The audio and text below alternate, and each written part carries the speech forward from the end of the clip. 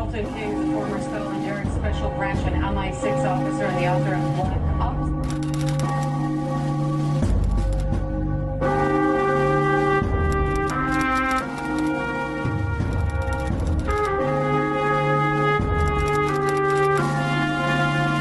I was undercover for Special Branch in a jihadi organisation.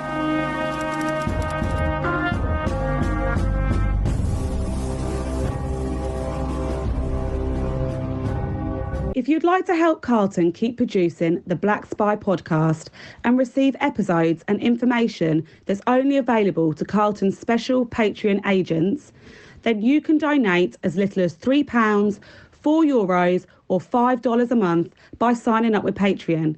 See the Black Spy podcast notes or Google Patreon Black Spy podcast and pledge your monthly amount.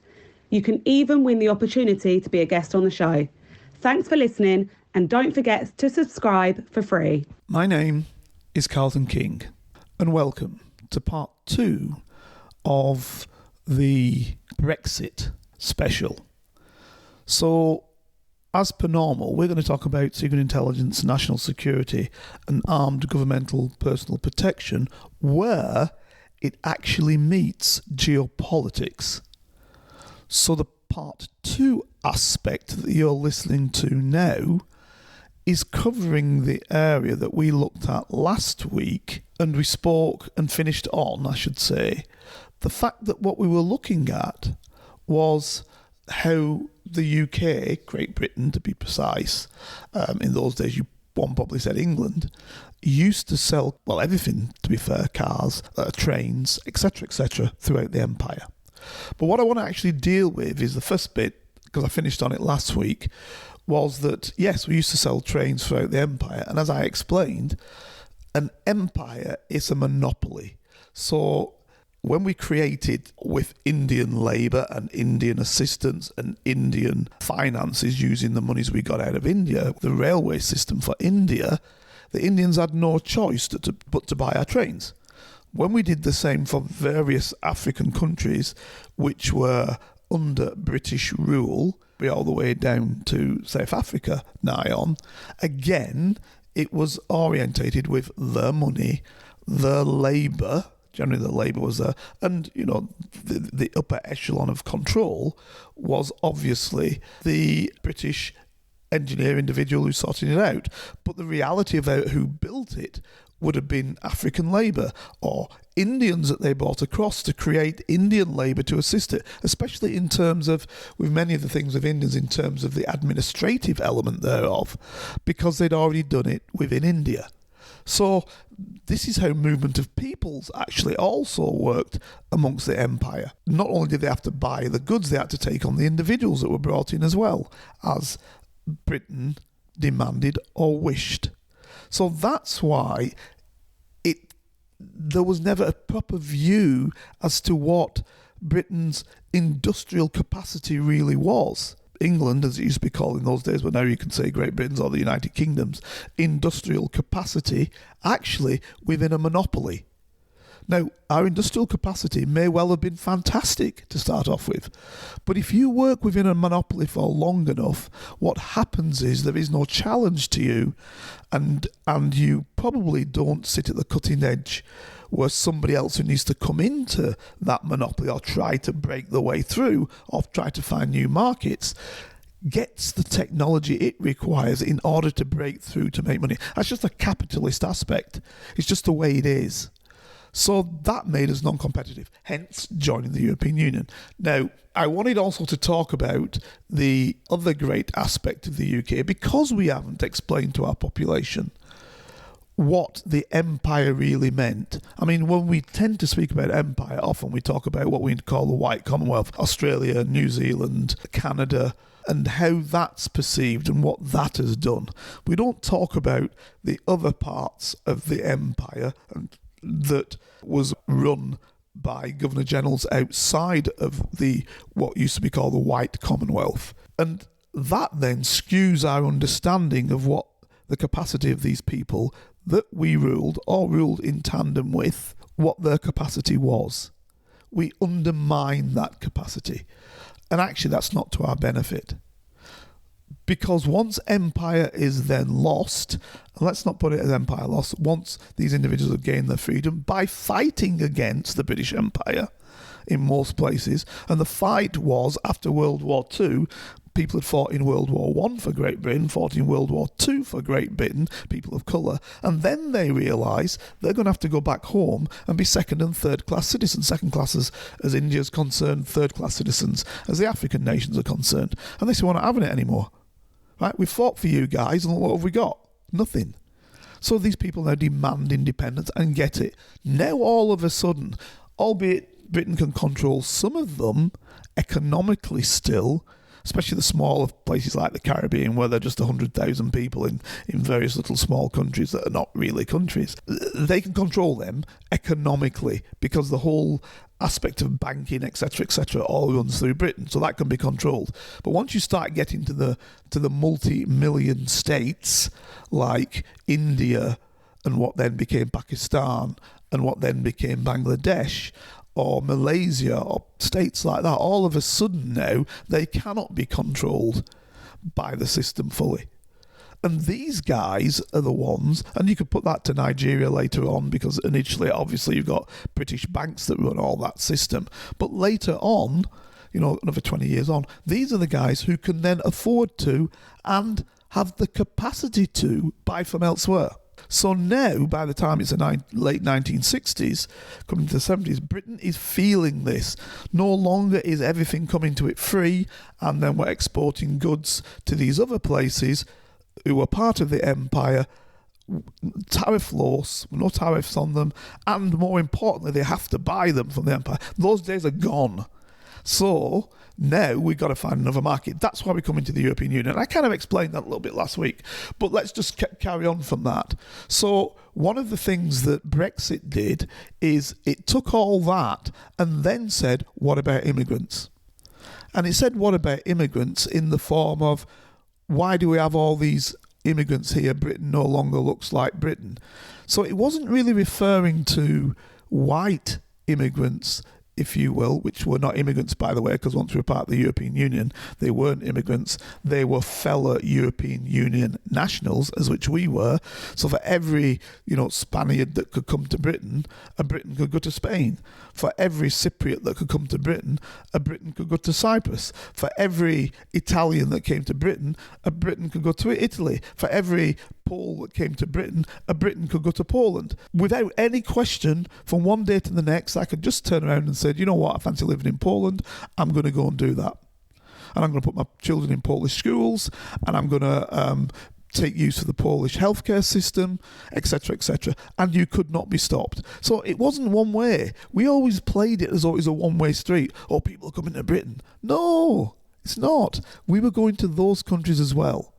Now, the reason why we took so many Eastern Europeans was because Tony Blair wished that to be the case. And I'll probably go on to this later on as we talk in the talk. But the reason was it was a counterweight. We had worked with the Poles in the Second World War, which has been talked about. One didn't talk about us working with the Jamaicans, that a third of people in the Royal Air Force were Jamaicans. We never spoke about that, but we did speak about working with Poles. So we knew that the Poles had an interest in the United Kingdom. So when then the Soviet Union fell, and the Warsaw Pact, which were the countries around the Soviet Union, which are not part of the Soviet Union but were communist countries, when they fell and they became capitalists, like the Soviet Union did, Russia, etc., all became capitalists. Then, of course, once the ones that came into the European Union, we brought them in, those people had an absolute right to come to Britain. And they did. But what was important for the politician was that, we can use their affinity to the UK from the Second World War, etc., because they don't like Germans. We can use their affinity to the UK to have a powerful voting bloc in Europe. So it was for that reason why, unlike what the regulation was, that Polish people and other Eastern European people who had just become part of the European Union couldn't come into the western part of the European Union in total freedom of movement until something like 6 to 10 years post their accession. We said no, they can come from day one. So whereas before Poles might have said, let's go to Germany, let's go to France, let's go to the Netherlands, let's go to all countries that paid well, many ways paid better than the United Kingdom, let's go to those countries. No, they turned around and said, we can go to Britain today, but we can't go to them with total freedom of movement for another 6 years. So let's go all to Britain. So all these people came to Britain. Now, Britain needed the labour, don't get me wrong. So it wasn't a one-way thing. Britain needed the labour. And I mention all of this because Britain needs labour. It needs labour. I'll say it again, one more time. It needs labour. There's work that British people will not do, and indeed don't have the skills to do, that others who come as people from outside the country, and notice I said outside, not immigrants necessarily, because obviously as European Union, if you stuck to the actual context of the European Union, you were not an immigrant. You were just moving to another member state, the same way as we Britons could move to the other 27 member states. So you were not an immigrant, you were a European Union citizen moving to another part of the European Union. That wasn't a problem. And working in another part of the European Union or being educated in another part of the European Union. So when these people were doing that, yes, a lot of people came to Britain. But that's not what most of the people who were voting for Brexit were saying. They were saying Britain doesn't look like Britain anymore. Now, the vast majority of people moving to Britain from the European Union were white. Yes, there are black people in all of the countries of the European Union. There are black nationals of those countries, be it French, German, Dutch, Italian, you can go through them all. They've all got black people who are nationals of those countries. But the vast majority of them are not black or not brown. They are white or perceived as white. Okay? So when people say, I'm walking down Britain and it doesn't look the same because there's immigrants, they're actually not really meaning European Union immigrants as they perceive it. They would be meaning immigrants from the one-time empire, who, by the way, probably moved to Britain, like my parents did, when they were part of the British Empire and were therefore British citizens. You know, their passport said British citizen Barbados, British citizen Jamaica, British citizen Trinidad, British citizen whatever. That's what their passport said. So they were Britons. And of course, they all fought in the war because they were Britons. So these people, when they moved across to Britain, were Britons moving to another part of Britain, as they used to call it in the old days, moving to the mother country. But this is what people were saying makes it not look like Britain. Now, forget the fact that you had movements of people of colour into Britain from 2,000 years ago, from the Roman empires, all the way through to the Middle Ages in terms of the Moors, and all the way through to the 1770s, 1780s. You had people of colour, clear black people, living in Britain all that way through for 2,000 years. So it isn't new that blacks are there. But what happens is, very simply, people, the blacks who came around, mix with the indigenous people, to use that terminology, but you can question whether indigenous means you're white, because if I say from 2,000 years ago and they were blacks, well, then maybe indigenous is black too. But anyway, what happens is you get lighter and lighter because you're mixing with the local people. You're having children with them, and then they have children. Before you know it, they just look white, right? Their DNA shows that difference, but they just look white. Right. So the point is, when people are saying by 1950 or something, Britain looks mainly white, then yeah, maybe it did. But then by 1970, it didn't look mainly white, and then going a bit further on still, it pretended not to look white by 1990, by 2000s. Then people say, I don't know my own country anymore. It doesn't look like Britain anymore, so let's get rid of them. So that's what Farage uses. Because people are ignorant, unfortunately, I've said this once already, they think that getting rid of immigrants means getting rid of, and freedom of movement means getting rid of freedom of movement of people of colour. No, it doesn't.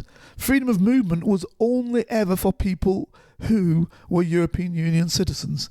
So Britain did not need to bring into the country or allow into the country not one single person from Africa, not one single person from Asia, India, Pakistan or wherever, not one single person from the Caribbean, not one single South American, not one single Chinese.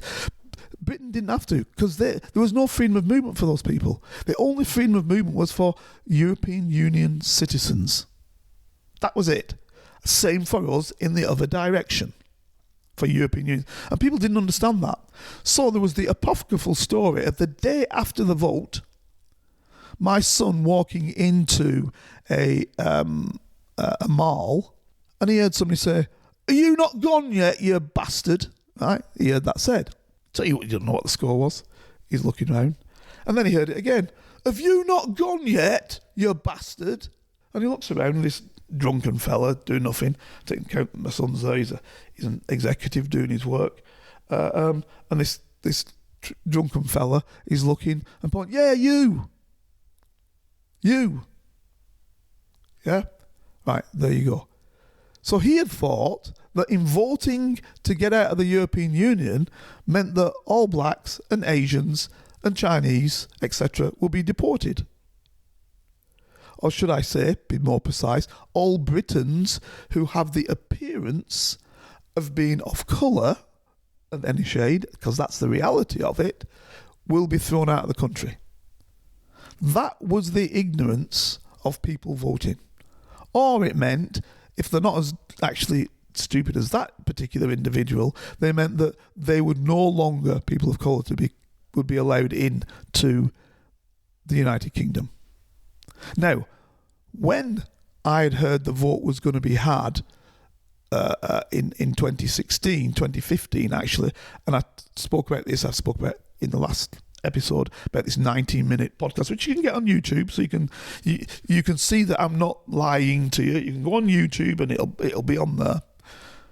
What I said was that instead of being less people of colour who will come to the United Kingdom because of Brexit, when it happens, there will be more people of colour coming to the United Kingdom.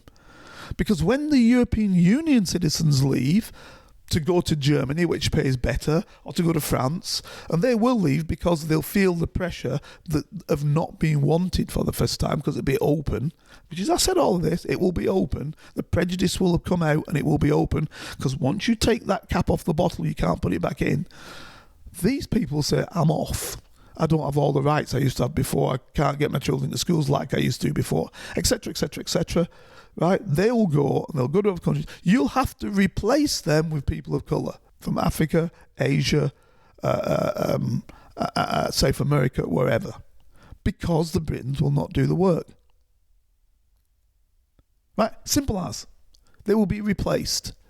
Not by Western Europeans or Eastern Europeans, but by people from outside of Europe. Now, for me, makes no difference. I'm not a racist. I couldn't care less whether people come from Africa, Asia or Europe. I don't care. But for the people voting for it, the whole express point was not to have people who don't look like them in. But that's what you're going to create more of. And lo and behold, what has happened? Exactly what I said. We have replaced European Union nationals with nationals from outside of Europe and brought them into work. And now people are complaining like bloody hell. And they're using the boats of people coming in as the point. It's not boats. Forget boats. That's like 0.1% of people coming. People coming are people legally allowed here. They're being brought in for the simple reason they are required. But the bad thing is they are deluding the health services of various countries to bring in nurses from Africa and Asia, people who need their own nurses. They're deluding the expertise of computer technicians and technology individuals from other places, and they need their own people. When I say we are doing that. We're deluding these countries because we're bringing those people in. Yes, paying higher wages to these individuals, of course. Paying higher wages to these individuals than Britons, because of course the European Union regs are no longer there, which said you just get exactly the same. Now you're getting more. So this is the circumstance that we found ourselves in, and we find ourselves in. Now, when you're looking at the tariffs I said before on cars, there's a whole business process of it. There's a business fallibility of leaving the EU. Hence, the problem is with these car sales is that if they're not selling enough vehicles because there are tariffs on top, any sound businessman in these multinational companies, it don't have to be in Britain, can just turn around and decide, I won't stay here. I'll put my plant somewhere else and I'll still be able to sell cars into Britain because the British have to buy cars from somewhere. So that's why, as I mentioned last week, Japanese car companies situated in Britain who basically assemble their vehicles here in Britain had the British government over a barrel. And this is what they said to government. So government bunged them a whole load of money to stay in Britain, to actually produce and stay in Britain. So what they're now trying to get back from the Japanese is what we've given them, actually, a bit of what we've given them. So they'll stay here because, of course, we need the work and we need the labour. This is all the problem of being outside the European Union. How can you compete against people who pay no taxes? So if I've got a car and I make it as efficiently as a German makes it, let's say, which we don't, by the way, but let's say we do, make it as efficiently as a German. And then this is my sale price. And then I have to bung on top of that 10% because I've got to sell it into a market of 530 million people, of the wealthiest people in the world, by the way. How am I going to compete with the people who produce those cars in that country and don't have to put 10% on top? I said this at the time when I was going through, because I went on this 19-minute thing, I went through all the things that would be a problem for us, and one of them would be the car industry. I said, it will fold. It will fold. And this is the problem we've now got. Now, why I don't like Starmer, because this was the original point, is because instead of saying to people, forget this racial thing you were going about people, migrants coming here, what's more important to you is keeping your work. So we do need to do a deal to get back into the European Union, or at least get back into the major elements that matter, customs union. But we'll have to allow for freedom of movement. So if we have a deal like Norway's got, where we don't pay tariffs because we're in the customs union, then we will have to have freedom of movement, because that's the regs. But it's funny, isn't it? Because even this week, we were supposed to be there's about like 600 EU regulations that are due to expire that we could have just stepped out of, given the given the lack of commitment. But it's turned out that legislationally it's too complicated to step out of them, so they're just kind of pushing them under the carpet as well. And it's regs that we wanted. They are regs that we wanted. Exactly. I mean, just to circle back to the sort of lack of education. I mean, I just wanted to say, first of all, gosh, I'm so sorry that happened to your son. But we've spoken about this quite a lot of times. It's the miseducation of what Europe represents, as opposed to, I mean, the choice to leave wasn't to leave the whole world. And circling back to what I was saying at immigrants and all the rest of it, which was obviously highlighted, cited as a sort of volatile touch point. But the EU, in the nicest possible way, okay, I'm not going to mince my words, but I hope your listeners understand what I'm saying. EU citizens are more likely to have white faces, but the political spin at the time was that, this will get rid of all foreigners. And obviously the person on the street who was incredibly insulting to your son clearly thought that stepping out of the EU would eradicate the rest of the world, right? Absolutely. This is, and that's the way they played it on purpose. I can't stress this enough. A friend of mine up north, white guy, I don't want to pull on, but I will do because it's important for this process. He said to me, the reality here is that everybody thinks when they vote for Brexit, they'll get rid of all the Pakistanis.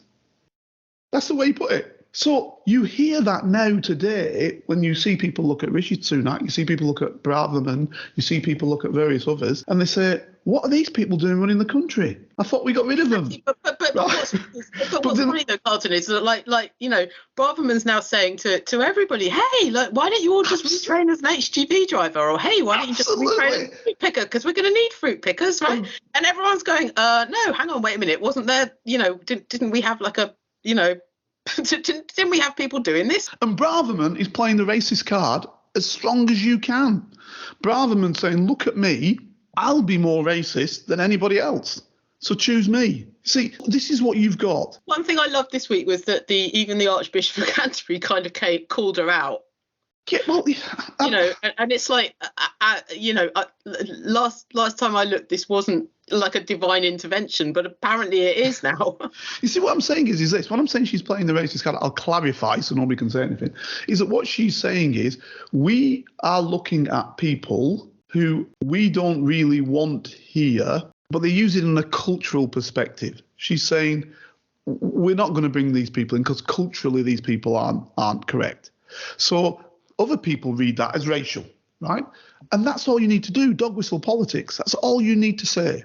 Again, playing into racist dog whistle politics, another one of the previous Tory Home Secretaries, Saeed Javid, revoked the citizenship of Jemima Begum. She's famous, of course, for going to Syria when she was 15 and marrying a jihadi. She never took part in any jihadi activity, she just married one. So the reality is that just because one of her parents was said to be Bangladeshi, that Home Secretary, Javid, revoked Begum's British nationality. No, the reality is she'd never been to Bangladesh. She never got Bangladesh nationality. The Bangladeshi state said, no, we don't want her, and she is not a Bangladeshi, she's British, and that's where she's born, and that's what she is. But he still took the nationality off her. Now, you see, what he did, and he was himself Brit of Asian heritage, what he did with that overnight is he's basically said to everybody who does not appear to be what one could call of British ancestral roots that you're a second-class citizen, that you can have your nationality taken off you. So me, example, who's fought for the country, etc., etc., etc., I can have my nationality taken off me, but some guy who's done nothing, who just happens to be white, cannot have his nationality taken off him. Yet, throughout the 30 years of the Troubles, that is for other people the practical civil war in Northern Ireland, when the IRA in particular and other Republican groups tried to blow the British out of Northern Ireland and indeed attacked the whole cabinet, nearly killing Margaret Thatcher and her cabinet, blew up practically most of the city of London, blew up areas in Manchester, major shopping centre, etc., etc. Did any British politician, let alone a Home Secretary or the Prime Minister, even attempt or even suggest that the nationality should be taken away, the British nationality should be taken away from any of these IRA or other Republican terrorists? So why were you taking the nationality away from this person? Because all of those IRA terrorists, by the way, had a Southern Irish nationality as well. So you could have taken away the British nationality because they were dual nationals. This girl was not. So what I'm saying is this. You get this dog whistle politics being played, and they've used the European Union to play this dog whistle politics. But the consequence of not being part of Europe, the consequence of us being out on our own, of a country of 60, 70 million, whatever we are these days, of being out on our own, is we cannot punch above our weight, because it means that when the European Union goes in to do deals, trade deals, they go in with a 16 trillion, say it again, a 16 trillion GDP. So everybody wants a piece of that. They say, oh, I want to sell my goods into the richest place in the world, right? They want a piece of it. We go in as Britain and we go in with a 2.7 trillion. Now, come on. Germany alone, if you don't count it within the European Union, has a 4.3 trillion GDP. Right? So what you're talking about is a middle-sized country now trying to push against some of the monsters in the world that are big countries like, let's say, China, massive country, massive GDP by itself of 13 trillion. We're trying to fight the United States, 19 trillion. We're trying to go against those countries by ourselves. It ain't going to work. Yeah, and also, I mean, we've spoken about Scotland previously. Absolutely.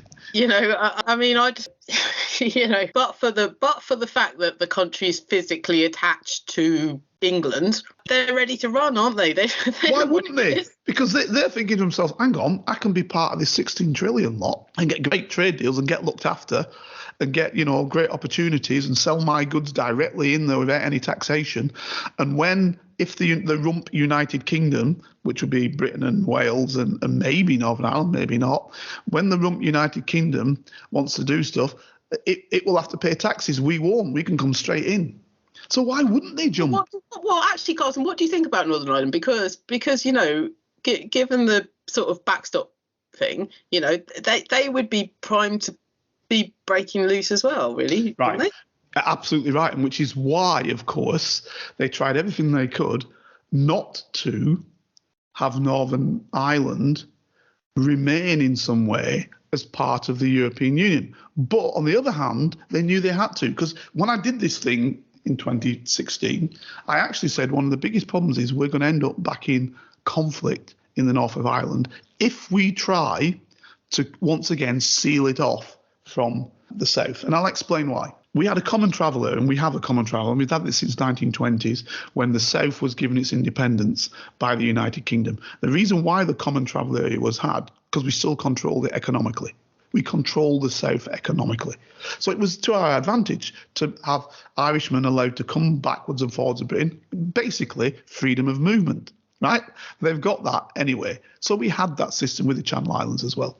That system we had. So when we used to control our border, when the IRA problems were about, we special branch officers control the airports and coming in. It wasn't coming from a perspective of immigration, because there was no immigration between Southern Ireland and Great Britain. We were controlling it from the perspective of terror. So we had some controls on who was coming in. That's who we were looking out for, terrorists. Now, that worked, and that's okay. And obviously on the island of Ireland itself, between the north and the south, you had the British Army there and people controlling that area. Now, the problem is, once we then became part of the European Union now, Ireland now took a bigger perspective. It wasn't only the perspective of Ireland itself, but it was also the perspective of the European Union. That meant anybody could enter into Southern Ireland from the European Union without being checked, effectively. So as long as you had a right to be in any part of the European Union, you had the right to be in Southern Ireland, right? Bear with me. So unless you put a border up between the north and the south, anybody who comes into the south from any part of the European Union can just walk across the border into Great Britain. And once you're in Great Britain, because you're now in Northern Ireland, you can then go any part of the United Kingdom as you feel free. So we're never going to control our borders. This was the big lie. Because if we control the borders, we then have the situation whereby the Northern Irish Catholic, generally Catholic, but we could call them Republican people, would say we are now being ruled once again by England. They call it the British, but they really mean English. We're now being ruled by the British, right? Because we've not got the freedom of movement. Because most Catholics, and definitely now most Republicans / Catholics, have Southern Irish nationality as well. And interestingly, post-Brexit, many of the Protestant British also have asked for, on the QT, Southern Irish nationality as well, right? So they've got freedom of movement.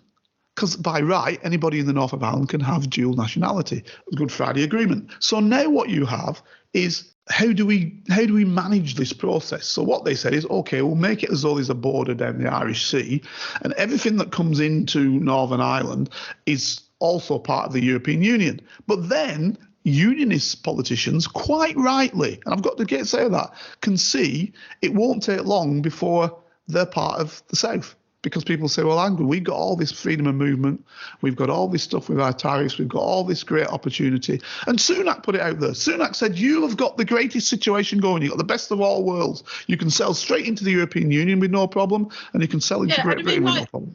So that is him saying it's great to be part of the European Union. I'm pretty sure, right? I'm like, Ireland's GDP is like higher than Switzerland, or it's really high.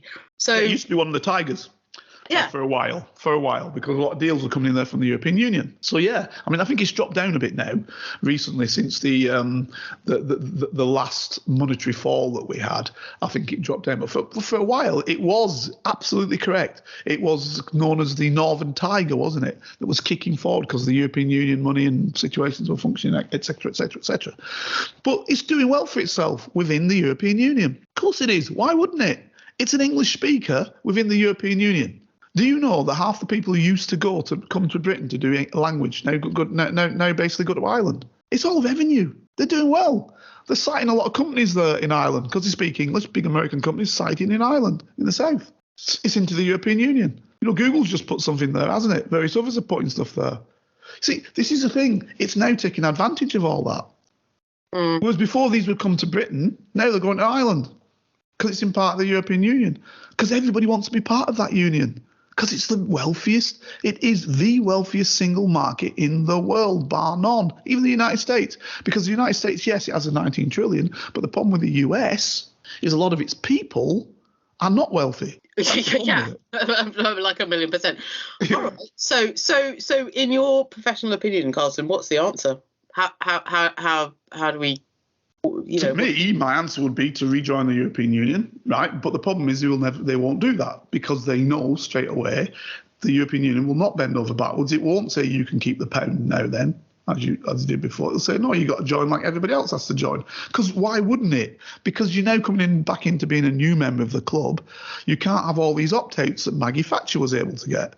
Was keeping the part, not being part of the ERM as it was in the past, not doing this, not doing that, getting a refund, etc., etc., etc. All of that would have to go because other countries say, well, hang on, why is Britain getting this?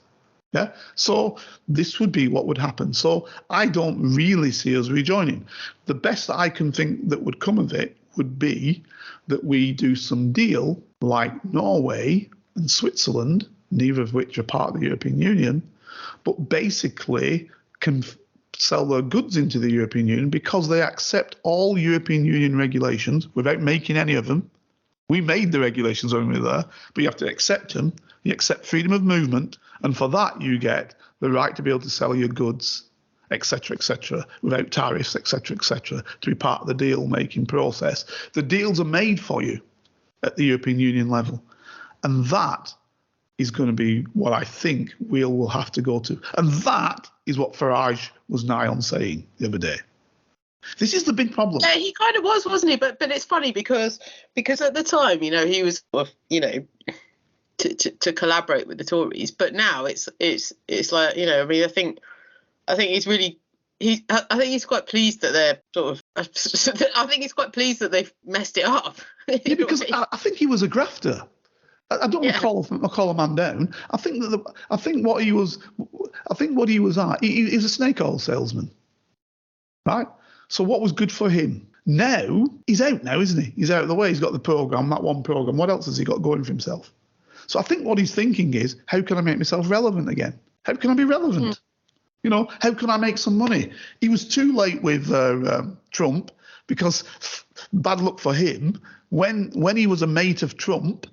And Trump was in power, he could get speaking tours, etc. Then I noticed, reading something about him, because of COVID, he couldn't get out there. So he had a massive tour all set up for himself as the mate of Trump, the fellow who brought Brexit, etc. And then when COVID was over, he tried to do the same tour, and nobody was there. And in fact, they were giving tickets away in the end because nobody was turning up to him. So he missed his opportunity. So now he's got this TV programme.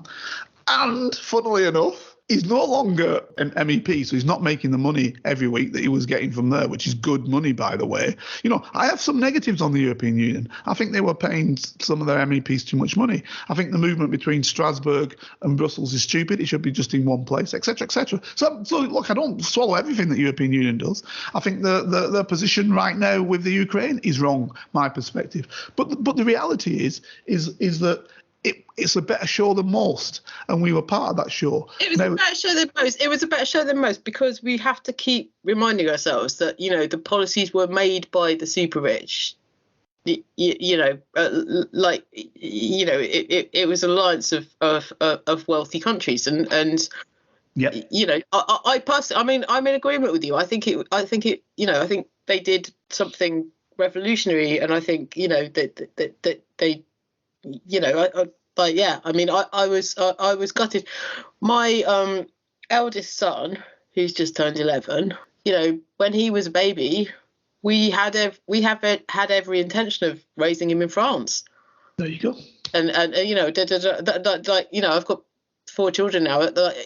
My youngest doesn't even have a passport because it's just so complicated, Mm-hmm. But also we're a bit like, well, where are we actually going to go right now? You had every right then, didn't you? See, this is the beauty of it. You could have turned around tomorrow and said, Carlton, Hoey, next time we do one, we'll do it from France and Spain, or France and Germany, or France and Italy, because you could move just like that, and you could have moved to any of those countries. I mean, we used to spend like all our summers just living in France. We had every intention of moving there, and that's not going to happen. But look, just circling back to Rishi Sunak, right? So I mean, that I actually find it quite laughable what he said this week. He's basically saying that he's rejecting claims from Nigel Farage that Brexit's failed under the Tories, but he's essentially saying that his wins are cheap beer and no backward tampons.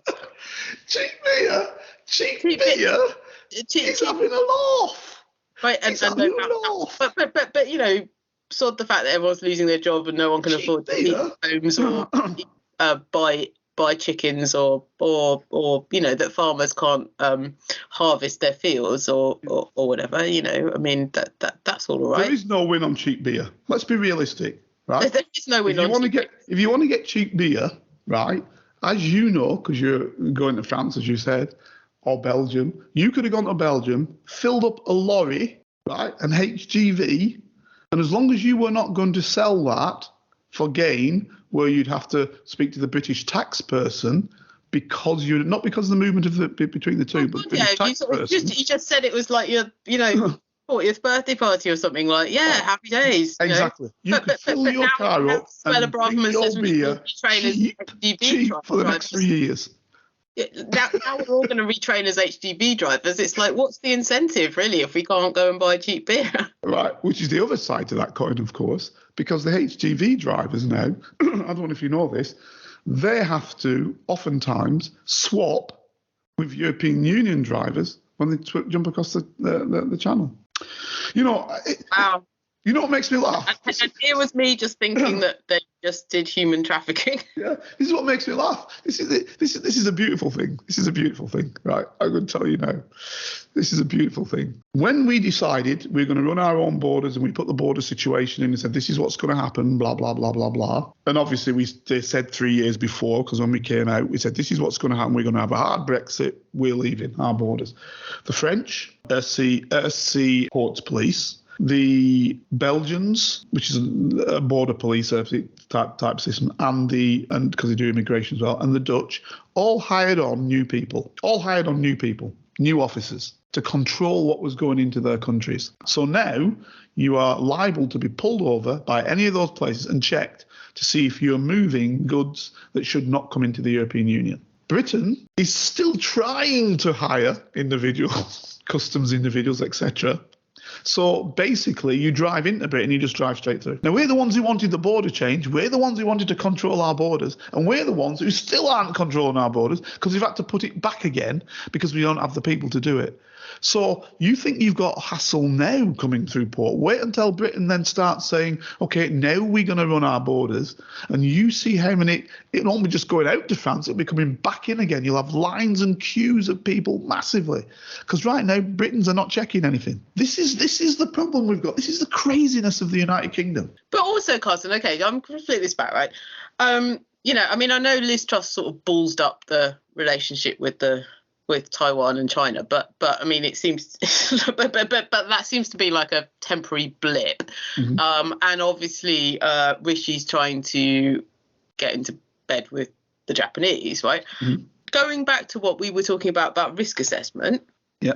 If we've suddenly got free trade with the Taiwanese, the Chinese, and Japan, mm-hmm. How does that sit against? Good point. Just trading with. Yeah. France and Germany, What with the European Union, you mean? Yeah, good, yeah. Right. European Union trade to us is present something like 70%. Right, that's a fact. It is what it is because it's our nearest partners. Right. So we spoke about trying to lodge this away by having the trade agreement with the American. Yeah, remember that? We were going to be first in the queue to have the trade agreement. That's what they said. Obama came over here. And he said, you won't be first in the queue, you'll be last in the queue. Everybody said, Obama's doing this. And then Trump said, didn't he? He said, when I get voted in, Britain, you'll be the first in the queue, because he knew what people wanted to hear, because Farage was telling him. Tell me what agreement we made with the United States under Trump. And I'll tell you, none. Now, the reality of the situation is as follows. There was just a load of selfies, weren't there? Yeah. The reality of the situation is as follows. As I was trying to explain before, if you've got a 2.4 to 2.8 billion, it's fluctuating now, GDP, gross national product, right? That's your power base. And now you want to play with big boys like you mentioned China and you mentioned the United States. Now, Japan alone, its GDP was like the German GDP, around 4 point odd. So it's still twice as much. It's still a big guy you're playing with. These people aren't going to give you good deals because you've got nothing to barter with. What are you bartering with them for? Well, exactly. That is the question. You've got no barter. You've got nothing to barter with. What are we offering now? Yeah, I mean, but basically, when you do a trade agreement, basically what happens is you say, I've got this that I know you want, and you've got this that I want, so let's work together to do whatever. You see, it's like doing Pokemon cards in the... Exactly that. This is what was happening with India. So they went out to India, big old deal, a whole load of Indian expats went out, people of Indian heritage went out to India with the British government, blah, blah, blah, to try and do a big trade deal. Modi... India's moving up now, you see. India's becoming powerful. Modi said, right, I want a free movement of Indian people into England. Oh, we can't do that. So, well, there's no deal then. End of story. No deal. Finished. Right? What's the UK say? No bargaining chips. Right? If you're in the European Union, you say, that's never going to happen. Right? What we might do is make it a little bit easier for some of your top people to arrive now and then. But you do want to sell into our market, don't you? Because we've got a market of 16 trillion people, 16 trillion, yeah, moving up to 18 trillion potentially. So you want to sell into this market because other than the United States, it's the richest market in the world. So you want to sell into it. And by the way, our people are richer than in the United States, the average person. Obviously, the US has a lot of billionaires, etc., that pushes that differently. So we can buy whatever you're selling. So then India says, oh, right, OK, so maybe we'll leave that aside then about people having freedom of movement, but we'll do some deals with you on other issues. But what's the UK say? It doesn't. It's not nothing to say. This is what people don't understand. We've got no bargaining chips. When we were part of the EU, we had that bargaining chip of being part of the EU, and therefore, if you treat one EU country badly, you treat them all badly, which, you know, can be perceived as negative and bullying, but that's the way the world works.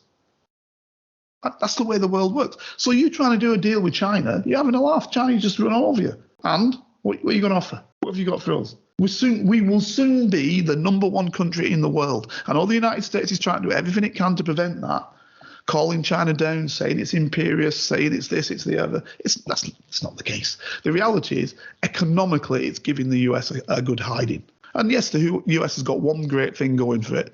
It has the world currency, the dollar. But I'm prophesying here and now that doesn't last for another 10 years. Here and now I'm saying it, the dollar will be gone in terms of being the world currency, which you have to buy everything with. Because already, as you know, the BRICS countries are trying to come up with some different perspective as to how to change that. And I said that in that programme I spoke about when the Ukraine war happened and they threw the Russians out of SWIFT. I said that's the biggest mistake ever done by the United States. Because what will happen is every country that thinks they might be next is going to come together and say, we've got to do something to stop the dollar being the currency, well, basically the world's economic currency. We've got to stop that being the world trading currency. So you now see that Saudi Arabia, which is why the dollar had its strength originally, because it's what you had to buy oil in, is now saying you can purchase your oil in whatever currency. Right? So you see, the US is losing. Can you buy oil in crypto? I don't know. Yes, whatever. Yeah. You probably better buy it in whatever. So the beauty is, the thing is this, we've tied ourselves to the US, leaving. Trump was a basic, I'm not going to say reactionary. That would be wrong to just say that he was totally reactionary, because he wasn't. He's not an idiot. But what Trump was a realist in terms of the perspective of the United States. So what Trump's wanted was to destroy the European Union. He wanted every country in Europe to be singular by itself, because then he can control them.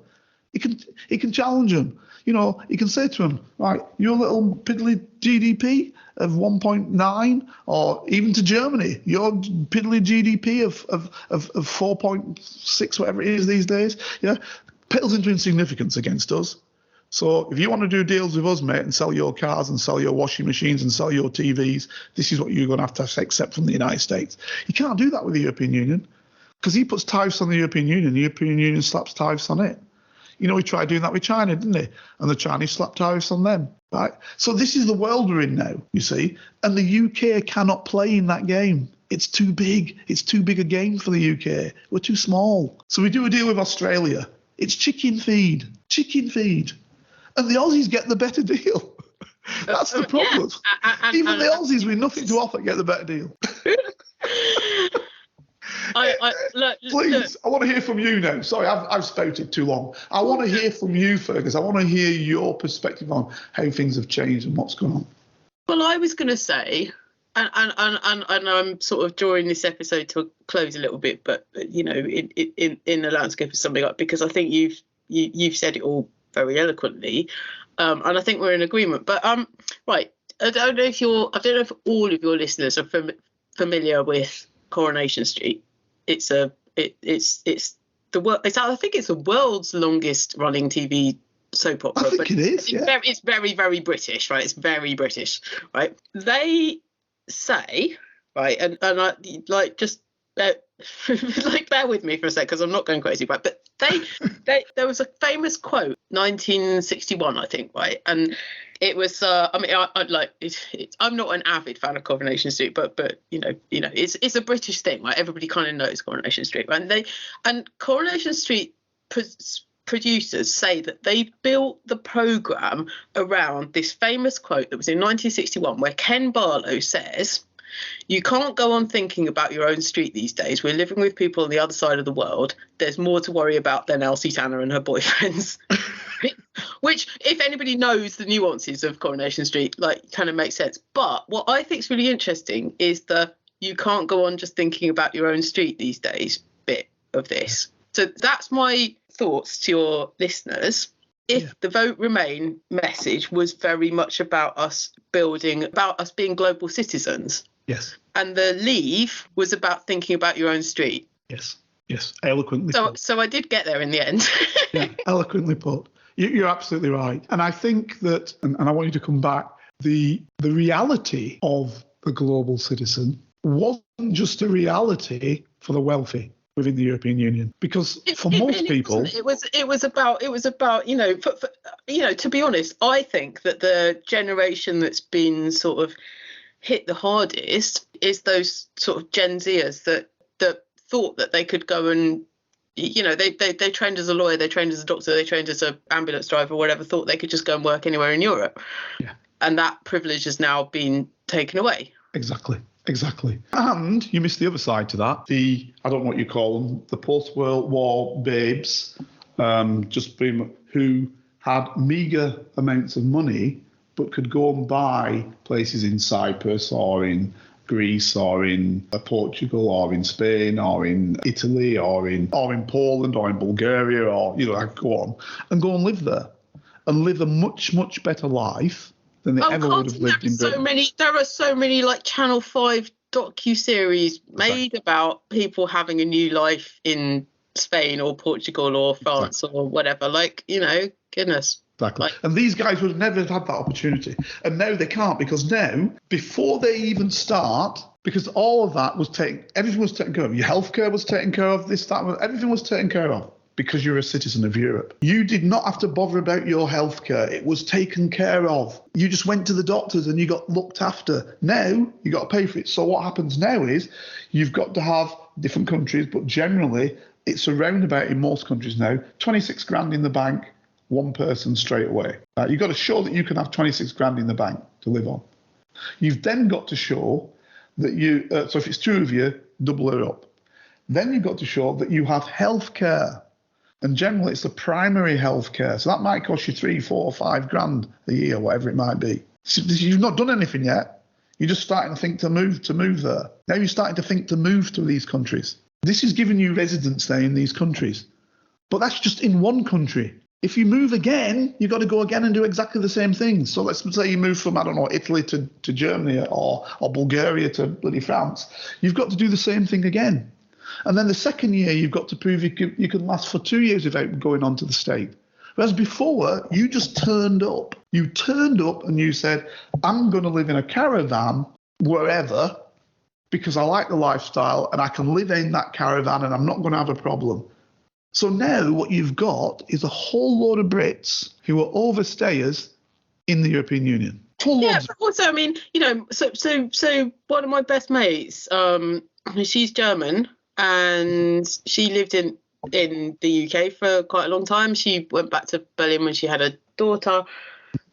She's very senior in the marketing industry, and she just job hops around Europe because she can, and it's really easy, and she's got private healthcare in Germany, but for her and her daughter. Yeah, but the private healthcare in Germany, I've just got to say this for people, just to get that clear. The private healthcare in Germany is a percentage of your salary. So it's not really private. What we're doing with our National Health Service, I just made this clear. I lived in that country, so I'm going to make it very clear. What happens is when we get our NHS, you basically pay your taxes, and the government of the day in Britain decides how much of that is going to go to the National Health Service.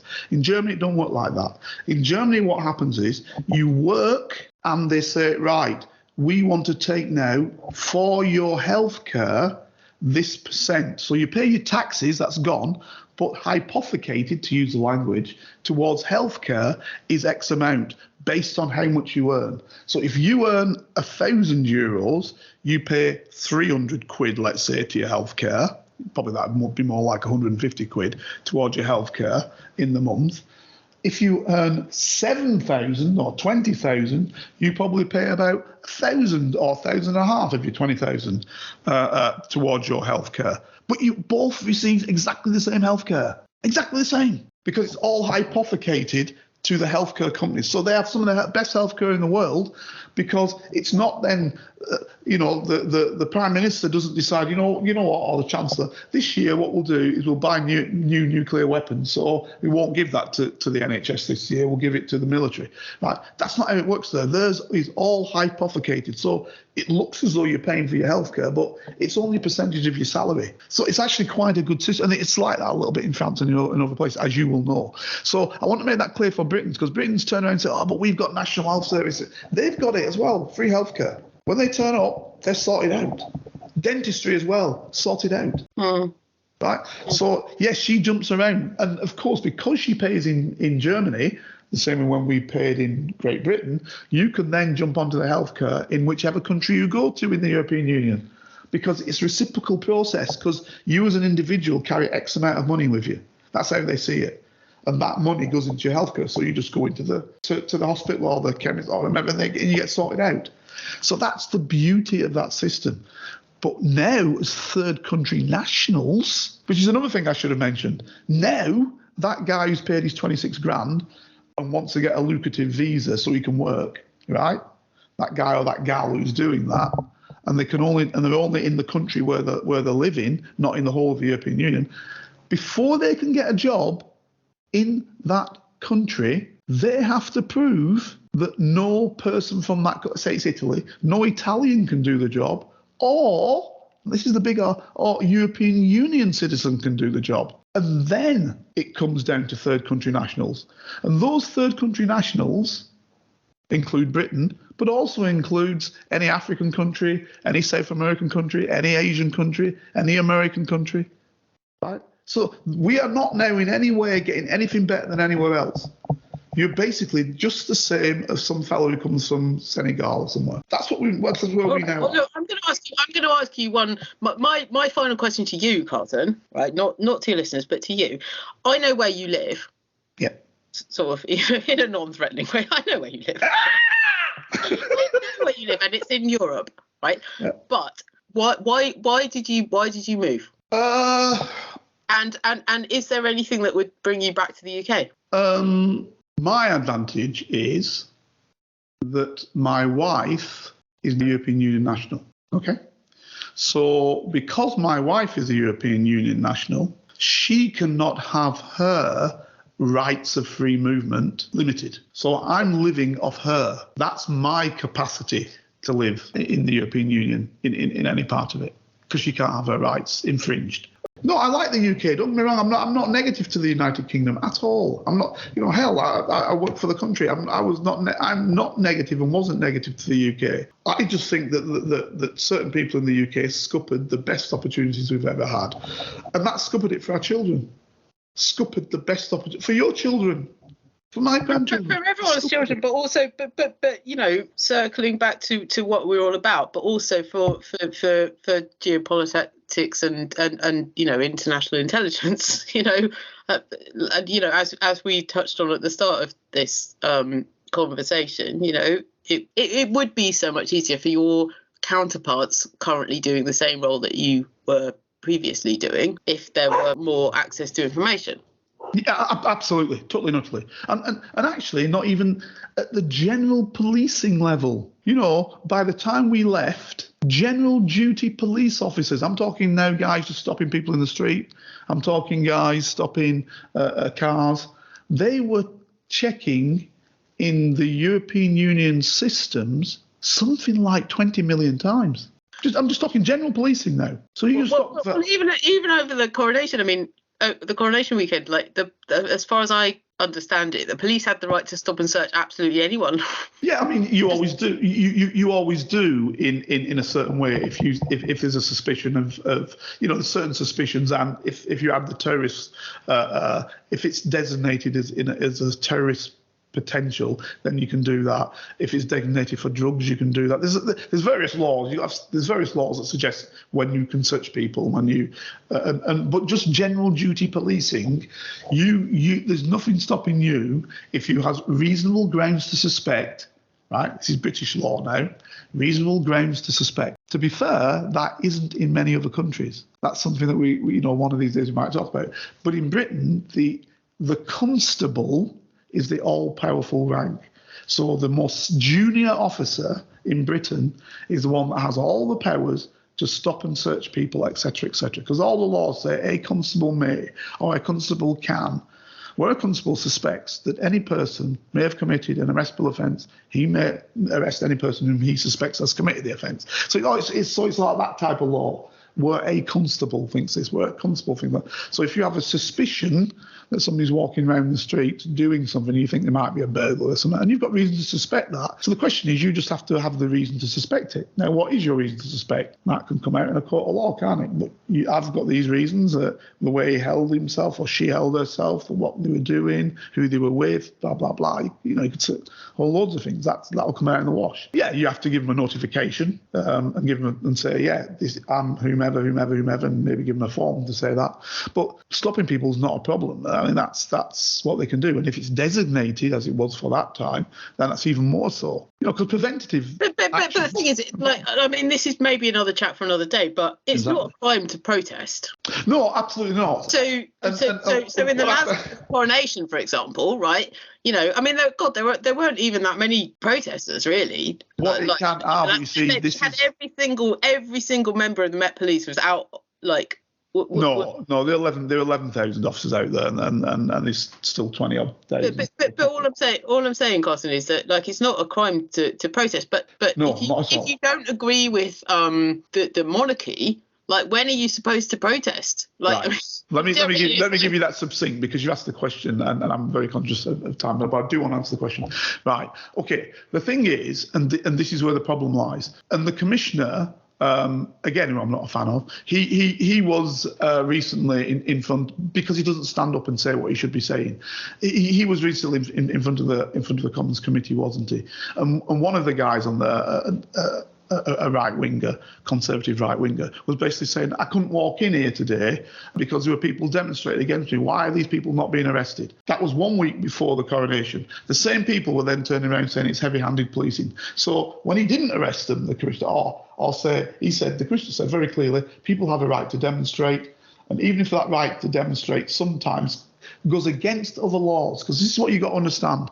You can always have other laws that can prevent what you're doing. So, yes, you have a right to demonstrate, but you cannot obstruct the Queen's highway. But, of course, there are stated cases, and this is what the Commissioner said to that guy, whereby in demonstrating, a judge in the past has said, but the right to demonstrate overrides the right of obstructing the Queen's highway, right? But you only know that when you go to court and what a judge decides. So this is your problem. So with this, as an example, would be, yes, they have a right to demonstrate, but in their right of demonstrating, would it have caused the breach of the peace from people who are ardent royalists who thought, I'm not having this on the day of the king's coronation, and I'm going to give these a smack in the eye and start a riot. So you see, the police could always use, and that's just one example. There's a whole host of other examples that you could put forward as conflicting elements that an officer may or may not have thought, right, in this moment, I best get these people out of here, because for their own good, I'm protecting them from actually having actions taken against them by people who are ardent royalists who are getting angry and who want to start fighting with them. Now, I can control the ardent royalists maybe by arresting them. But, if there's 600 ardent royalists and 2 demonstrators, doesn't it make police sense to get rid of the 2 demonstrators rather than the 600 ardent royalists who are going to beat them up? So this is the problem with policing. It's an art, not a science, because people make these laws and they're all conflicting. There was a guy who was actually an ardent royalist who was arrested as part of a pack of protesters, because the protesters, to be fair, weren't actually protesting; they were just hanging out, and he was sort of there. There you go. Not realising, and the police came along and they sort of went, okay, right, you people, you guys are obviously anti-establishment, and this pro-royalist guy got sort of swept up in it. Yeah. But look, this is a chat for another day. But it is. But I personally feel like the one opportunity for Brits to sort of make their feelings known would. I mean, And I think there were people who had that opportunity. I think that unfortunately, who is going to turn up? This is the point I'm going to make. Who's going to turn up in the pissing rain, right? To just exactly. say, they might as well just go on Twitter and say exactly. Turn up there. I saw some people over there who normally you'd say there is potentially mental health problems, right? But because they were being royalists, it was okay. Did you see what I'm saying? So that's the problem you have. Oh my God, exactly. And also, I mean, just even circle back to what goes through someone's head when they want to camp out on the Mall. There you go. That's what I'm saying. I thought there was a funny sketch on Radio 4 about how posh people from Farnborough were actually evicting homeless people from their own homes, which we shouldn't laugh, but it kind of is that, isn't it? Yeah, it is exactly that. Why do you mean? I mean, I'm not laughing at the people being evicted. What I'm saying is that that's what you get, and this is the problem with understanding policing. It isn't straightforward. People don't get it. Well, exactly. But the first question that went through my head when I heard that joke, which you'd think was very funny, but for example, right, it's not easy sleeping on the streets in central London. Absolutely not. And homeless people know this. There were people, and homeless people kind of, there are lots of. Homeless people know about the threat. They know about the sort of territorial warfare. They know about the, they know that they can't leave their space for X amount of time or There are a lot of issues, and it's quite flippant to just be. In all seriousness, it's quite flippant, and it's quite. I personally think that societally. It's quite crass to be going, oh, hey, let's just bring our tent and camp on the Mall. You see, when this is the point. People are living this life. You're absolutely right. Ferguson. This is the point. You had people coming from Canada, from Australia, United States, wherever, India, spending inordinate amounts of money to live on the street in London. To camp, not because they didn't have any money, but because they wanted to be one in line to see the celebration, right? Now, you've got to look at that, and you've got, every man, woman to their own thing. But they spent literally tens of thousands to lie on the street for 3 days. like KC3 spent 8 million on circulating portraits of himself to public buildings, right? Look, there could have been a better way. There could have been a better way that didn't involve, like as you say, vulnerable or easily influenced humans. Well, I don't know if they are camping on a London street with no facilities, right? There were no facilities. Homeless people live the battle that they live that compromise every day about if your spot is somewhere that's where you think that you're going to get that there'll be a higher sort of footfall of people that you can sort of ask for money or et cetera, versus the danger of being on that space. Camping on the Mall is actually really dangerous. And this is effectively what these people were doing, though. They wanted to be at the front of the queue, didn't they?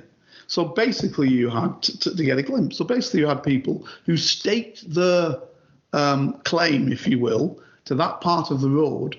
I think the longest one I heard of was somebody from, I think it was Aussie, and I think they were there for New Zealand, I think it was, a New Zealand person, I think I heard of. I think they were sat out there for 5 days. It's crazy, isn't it? Because, I mean... That shows it's crazy. And also look, I run a PR agency, I run a comms agency, as your listeners probably know. Like, this would have been a no-brainer for London hotels. Yeah, but you don't get your spot, do you? These people have not got no money. They've got money. What they wanted, these ardent people, and this is what I'm saying. That's the danger. Like, I mean, if there are so many empty hotel rooms in posh hotels, right, every night, right? If they could have just said to all of these royalists, look, because 10 you can stay in our room. Fergus, you're missing it. You're missing it, Fergus. Because exactly three of the four of them came together from different places. Oh, we all know each other now. We're from different countries, and they're talking to one of them. They said, no, the reason why we camp out is not because we can't afford hotels. No, we camp out because we won't get the number one spot. The number one spot is in the front, so I can see the carriage go past. Exactly. They're basically doing what the homeless person's doing. This is the footfall. This is my view. If I go and stay in Harrods, not Harrods, in Claridge's, that spot's gone. I don't care how wealthy I am, that spot's gone. I want that spot. So I've come here 5 days before from New Zealand to claim my spot because I know the carriage is coming past here. Now, that's why, I'll close it up now, as the police, if you put then some people in who are anti-loyalists in, they're going to wind these type of people up. If you're willing to spend 5 days in generally... Right, do you know what? There was a funny moment, right? So Claire Balding, Claire Balding? Yes. So she was commentating on behalf of the BBC for the coronation, right? And there was a point when the royal grandchildren were sort of parading in the gold carriage, right, and doing their sort of waving and everything. And she said something like, "Oh, Princess Charlotte's really good at sports, and it's really, isn't it really great that the William and Catherine really encouraged their children to live a normal life." Whilst they were like waving out of the gold carriages to the peasants. Absolutely. And I think on that we're going to have to wrap her up. But you're absolutely right, because that's what they want you to think this way. Like, if you're good at sports, at least do some. At least do some keepy uppies or something, like show off. Like, what are we paying for it, really? Like, good at sports, but you're waving out of a gold carriage wearing a tiara. Yeah. Brilliant. Well, Fergus, I've got to say thank you very much again for today. Ladies and gentlemen, I hope you enjoyed it. And for me, I'm going to say hope to hear from you next week. Fergus? Take care. Enjoy. Oh, I love it. See, simple. Take care. Enjoy.